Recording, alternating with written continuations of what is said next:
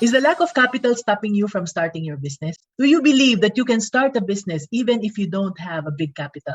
Or do you have enough savings to start, but you have not started your business because you're scared to lose all your savings?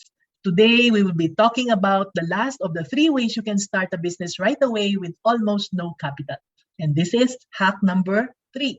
We started talking about the first and the second hack in our previous episodes. In this video, we will complete our 3-part series to talk about these 3 hacks. So as a review, we said that these hacks are called hacks because you are not expected to do them for a long time, okay? The only goal is for you not to touch your savings, or if you don't have savings, for you to have a small amount to get a mentor and to start a business. The goal is to be able to learn the steps and really practice these steps until you become skilled enough to succeed in the business that you start.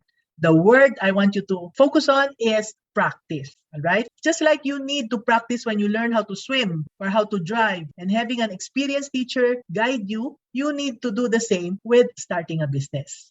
We said that the first 2 hacks are, number 1, declutter and sell off some of your unused items and convert them into money. The second one was to monetize your talents. Examine what you are good at and find ways to turn your talent into money temporarily. Again, I'd like to emphasize that you should not make this your business. Not yet. Because if you do this, you will not be able to grow it. It is all dependent on you. This is just a short-term hack to get some cash to start, okay? Now let's go to the last hack of the 3 ways you can start a business right away with almost no capital. And hack number 3 is to be a reseller. If you knew my story, you'd know that 40 years ago, I was a teacher who never wanted to be in business. But after getting married and 1 month after my first baby was born, my husband lost his job. So we depended on my salary as he started one business after another by trial and error. And when my salary was no longer enough for my baby's milk, I thought of getting a sideline, a side hustle. Tutoring then was not an option because I had no time. So I decided to ask my co-teachers what they needed that I could sell to them. They said a sack of rice. So I went to a relative and asked if I could help her sell her rice. But since I have no capital, I asked her if it was okay for me to just pay when the customers pay already. And she agreed. So I started by selling rice. Nowadays, this is called a reseller, but during those times, we did not use that term yet. Next, people ask for eggs. So I looked for a supplier again and I got one. And then watches and then jewelry. Now, do you have friends or relatives that you can approach to be their reseller? If they don't trust you, is there anything of value that you can leave with them so that they will have a guarantee that you will pay them afterwards? You know, I was shy and it was difficult for me to approach people. Now, actually, it's easier for you even if you're shy because you don't have to sell personally. You can sell through Messenger, Facebook Messenger, or post on Facebook. Again, this is just a hack and not meant to be your long-term business because for your long-term business, it will have to depend on your business calling. So hack number 3 is to be a reseller. So this is the summary of the 3 hacks you can use to start a business right away with almost no capital. Hack number 1 again, declutter and sell. Number 2, monetize your talents. And number 3, be a reseller. Now, there's absolutely no reason for you not to start a business anymore, okay? The only thing that will be stopping you would be fear. Let's talk about fear. What's the opposite of fear? What do you think?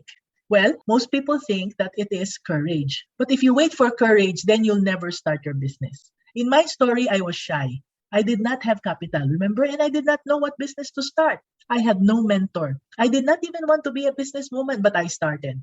Why? Because my baby would go hungry. What motivated me was a mother's love for her baby. So remember this, the opposite of fear is not courage. The opposite of fear is love. Courage is feeling the fear but doing it anyway. Have you heard this saying before? Courage does not mean that there's no fear. Fear is still there, but love is stronger. Love can banish fear. Love is your weapon against fear. It has to be a love that's bigger than yourself, a love that can motivate you to overcome your fear.